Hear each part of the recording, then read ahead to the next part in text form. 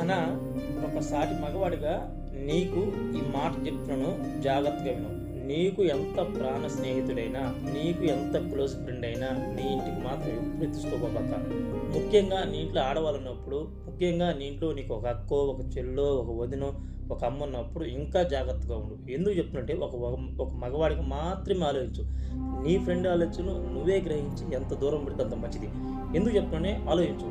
నువ్వు వాడితో ఏదైనా కలిసి తినాలన్నా, టైం పాస్ చేయాలన్నా, వాడితో ఏదైనా మాట్లాడాలన్నా, నువ్వు ఏదైనా కలిసి తాగాలన్నా, ఏది చేయాలన్నా ఊరు బయట పలివేరు అవతల చేసి పంపించేసి ఇదే బెస్ట్. ఎందుకు చెప్తున్నంటే నువ్వు ఒక మగవాడివి, నీ ఫ్రెండ్ ఆలోచనలా ఉంటే ఒక మగవాడికి మాత్రమే ఆలోచించి జాగ్రత్తగా ఉండు. ఎందుకంటే నువ్వు వాడికి నా ప్రాణ స్నేహితుడు, నేను నమ్మిన పంట అని చెప్పి తీసుకొచ్చి నట్టి ఇట్లా కూర్చోబెట్టి ఒక మంచి డైనింగ్ టేబుల్ మీద ఇస్తరాకేసి అన్నం పెడితే ఆ లంజా కొడుకు ఎక్కడ తిన్నాడో అక్కడే పెడుతుంది. కాబట్టి నువ్వు ఉండే జాగ్రత్తలో నువ్వు నీ కుటుంబాన్ని, నీ ఇంట్లో ఉన్న ఆడవాళ్ళని నువ్వే కాపాడుకో, నీ కుటుంబ పరువును కూడా నువ్వే కాపాడుకో.